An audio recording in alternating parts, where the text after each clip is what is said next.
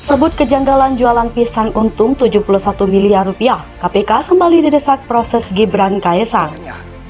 Indonesia sama seperti Cina sebelum tahun 1998. Korupsi sudah menjadi budaya dari atas sampai bawah. Kalau nggak korupsi, rasanya badan nggak enak. Soalnya di sekitarnya begitu semua. Bertahun, berbelas, berpuluh tahun, Indonesia menganggap korupsi itu extraordinary crime, kejahatan yang luar biasa. Maka dibentuklah KPK, Komisi Pemberantasan Korupsi, karena disadari, diakui bahwa kejaksaan, kepolisian tidak maksimal memberantas korupsi, karena korupsi adalah extraordinary crime. Korupsi adalah kejahatan luar biasa yang menyengsarakan rakyat, merampas hak ratusan ribu, jutaan, puluhan, ratusan juta rakyat Indonesia. Bagaimana mungkin sebuah perusahaan besar yang mampu mengelola dana sampai 630 juta dolar dan menyuntikkan 2 kali suntikan dana kepada perusahaan milik anak Presiden Joko Widodo, masing-masing 5 juta dan 2 juta dolar, ternyata tidak terdaftar di OJK.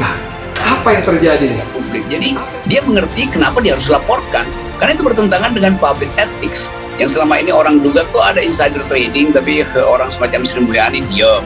Dugaan itu diterangkan secara eksplisit bahkan oleh media internasional, kok menteri-menteri utamanya diam itu. Jadi Ubed sebagai dosen dia terganggu etiknya itu, karena itu diambil risiko. Nah mestinya dosen-dosen yang lebih senior dari Ubed lakukan hal yang sama. Banyak betul dosen bodoh di universitas negeri yang nggak mau ambil risiko, padahal sebetulnya integritasnya terganggu.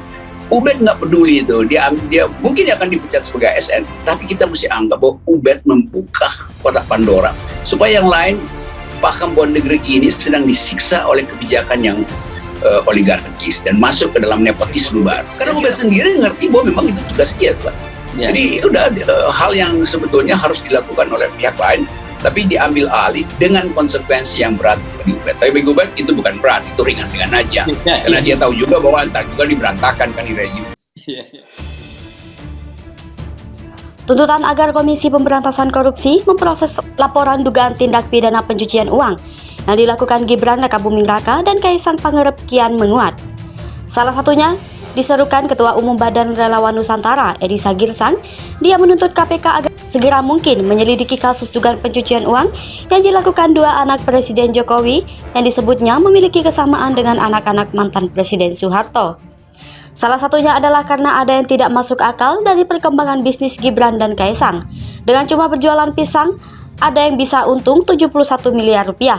Awalnya, dugaan pencucian uang yang dilakukan Gibran dan Kaesang melalui usahanya berdasarkan laporan dari dosen Universitas Negeri Jakarta, Ubaidillah Badrun.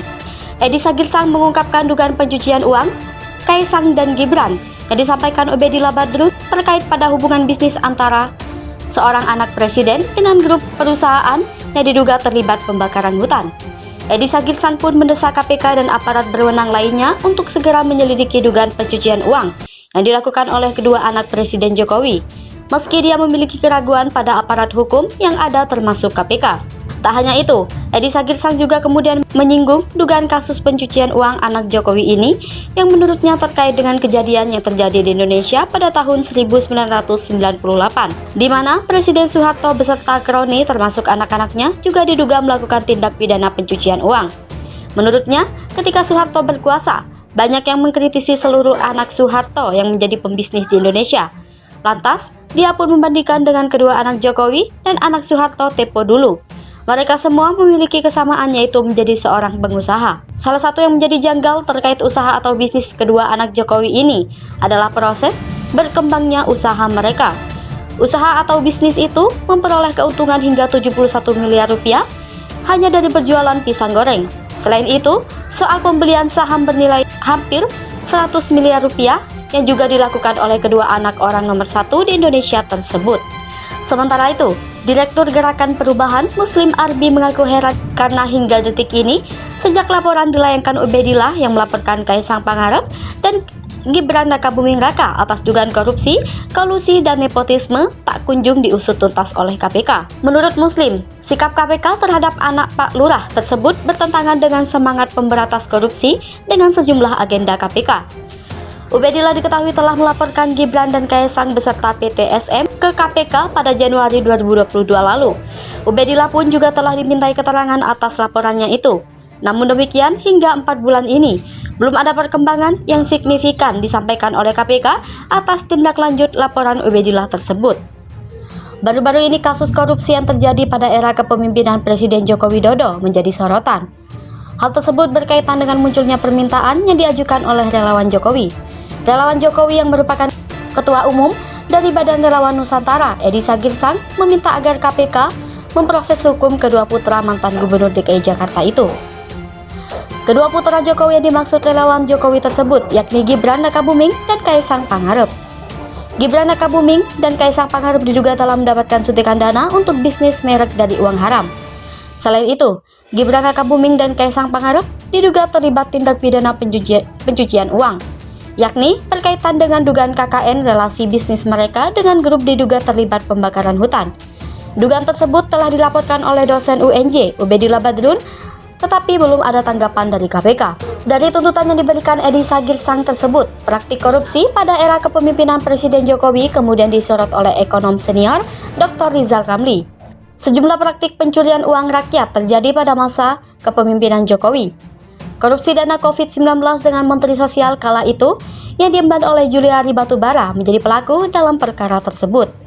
Perkara yang terbaru mengenai mafia minyak goreng yang para tersangkanya ditangkap Kejaksaan Agung sehingga membuat kredibilitas KPK dipertanyakan. Banyak kasus korupsi yang penyelewengan anggaran negara yang dinilai kurang diusut dengan tuntas pada era kepemimpinan Jokowi. Sebut saja Harun Masiku yang hingga kini masih buron dan tak kunjung menemukan titik terang dalam kasusnya. Dan beberapa kasus lagi yang dinilai publik kurang mendapat perhatian lebih oleh pemerintah.